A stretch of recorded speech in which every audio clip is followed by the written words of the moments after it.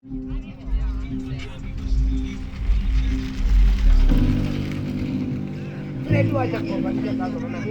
majority of the women I've spoken to, like, before they went to be on fistula, many of them had suffered from, like, a fistula for many years, like 10 or even 20 years, and most of them weren't treated well by, like, members of their community, and they didn't really have a lot of hope in their life.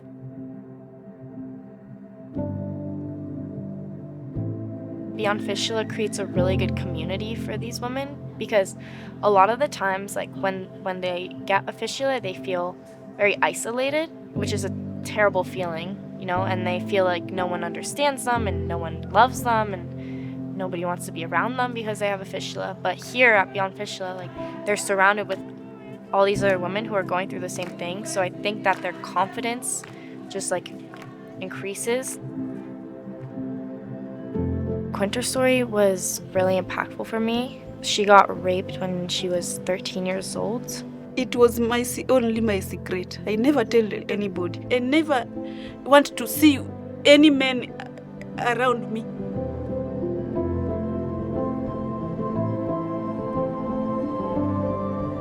In a lot of the women's stories, they would always be like, I'm scared that my brother is gonna beat me or my dad is gonna beat me. And I look at my family and I'm so appreciative, like, they're so supportive of everything I do.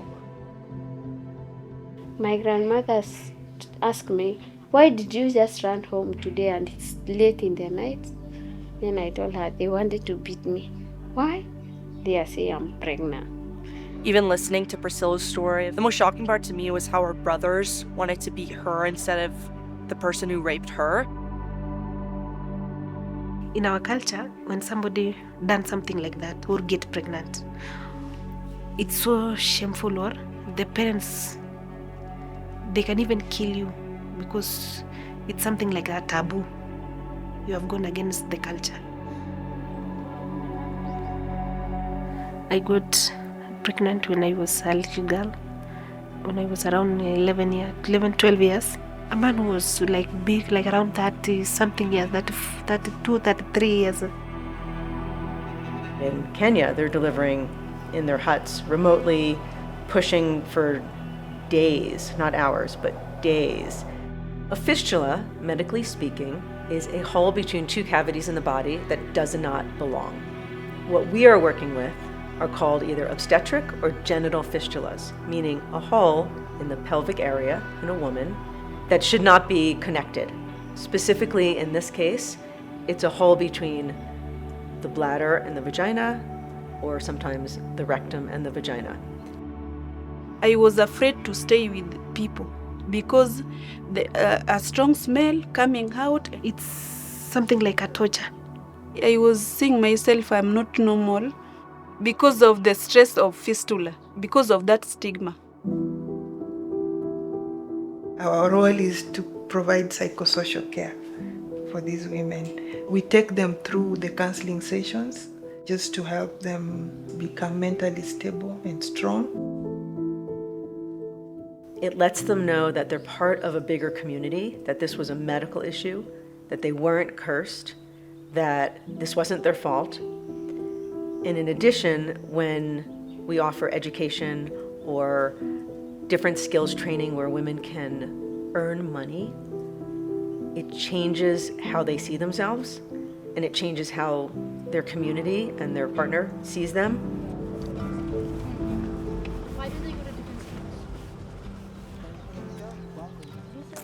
I think the most impactful story I've heard is actually from Paris.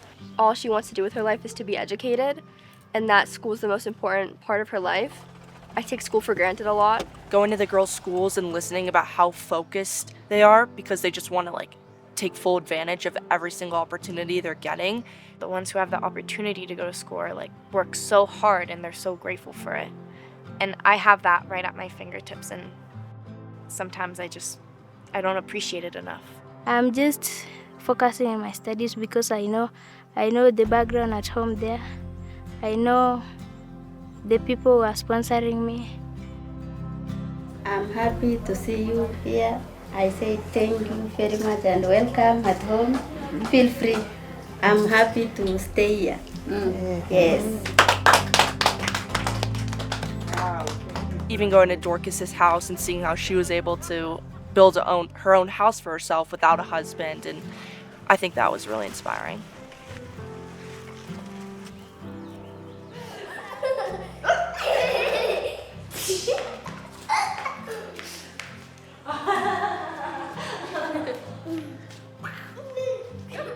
Here, everybody's constantly thinking about each other, and you can see that in the staff. Dr. Mabea comes home at 2 a.m. because he's doing something for somebody else, and that's when they could do it. Actually, once you do care of fistula patients, something just touches you and you can't stop again. These women have suffered so much and have experienced the worst of the worst, but not one woman here has felt bad for herself. For us in Kenya, if you educate a woman, it's like you've educated a community. The women here do so much. They reach out, they help, they empower. I want to be a doctor like Dr. Mabea and help women. Now I'm working in cafeteria. I'm so proud with Beyond Fistula. When I go to my home, people see me like a star. When I was 12, I was nobody, but now I'm somebody. As per now, I have the courage to speak. I have the courage that I am somebody like other people in the community. I could even stand at my own, or I could express my own things if I have. Yes, I come a long way and I will go long. Yeah.